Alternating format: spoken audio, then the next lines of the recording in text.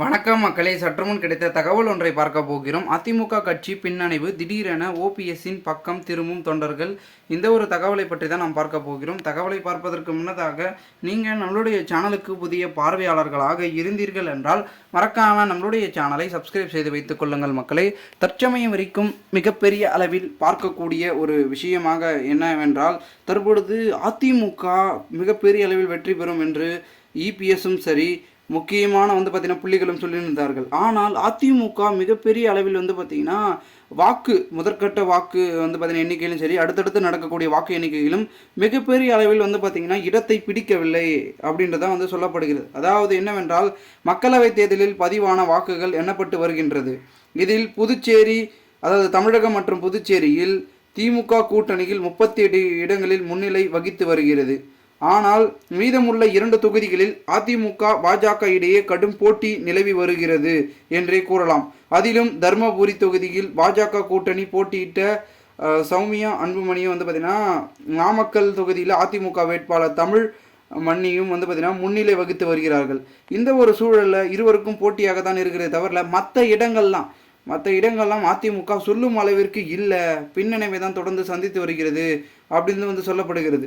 இதற்கு காரணம் என்னவென்றால், அதிமுகவில் மிகப்பெரிய அளவில் பார்த்திங்கன்னா தலைமை வகிக்கவில்லை அப்படின்ற பேச்சுக்கள் மீண்டும் பூதகாம்பரமாக ஒலிக்க ஆரம்பித்து விட்டது.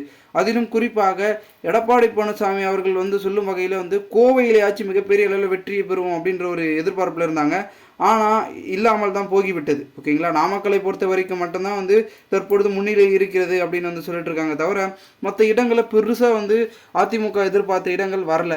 கண்டிப்பாக பார்த்தீங்கன்னா இதனால் அதிமுக தொண்டர்கள் அனைவரும் ஒன்று சேர்ந்தால் மட்டுமே அதிமுக மிகப்பெரிய அளவில் வெற்றி பெறும் அப்படின்றத இந்த ஒரு தேர்தல் வாக்கு எண்ணிக்கை அன்றே முடிவு செஞ்சுட்டாங்க. ஸோ இதே போன்ற நிலைமை வரக்கூடாது அப்படின்றதுக்காக இப்பொழுதே ஒரு சிலர்லாம் பார்த்தீங்கன்னா இந்த ஒரு தேர்தல் எண்ணிக்கை முடிவுகளை பார்த்து ஓபிஎஸ் பக்கம் திரள ஆரம்பித்து விட்டார்கள் என்றே கூறப்படுகிறது.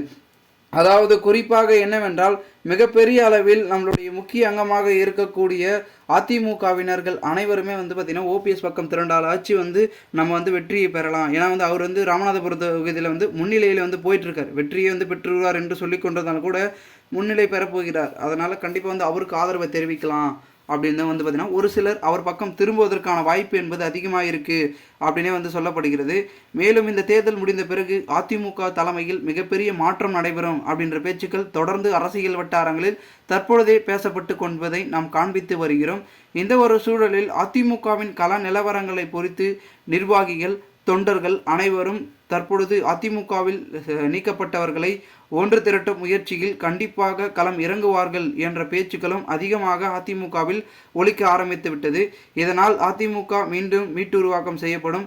ஓபிஎஸ், டிடிவி தினகரன், சசிகலா இவர்களுடைய ஆதரவாளர்கள் என பலரும் அதிமுகவில் மீண்டும் வருகை புரிவதற்கான வாய்ப்புகள் என்பது உருவாகிவிட்டது என்றே நாம் சொல்லலாம். ஸோ பொறுத்திருந்து பார்க்கலாம். தேர்தல் முடிவுகளுக்கு பிறகு அதிமுகவில் அடுத்தடுத்து என்ன நடக்கப் போகிறது, என்ன மாதிரியான கள நிலவரங்கள் என்பதனை நாம் அடுத்தடுத்த வரக்கூடிய தகவலின் காணொலியில் பார்ப்போம். மேலும் தற்சமயம் வரைக்கும் அதிமுக இன்னும் வரக்கூடிய தொகுதிகளில் முன்னிலைப்படுத்துகிறதா என்பதனை நாம் அடுத்தடுத்து பார்ப்போம்.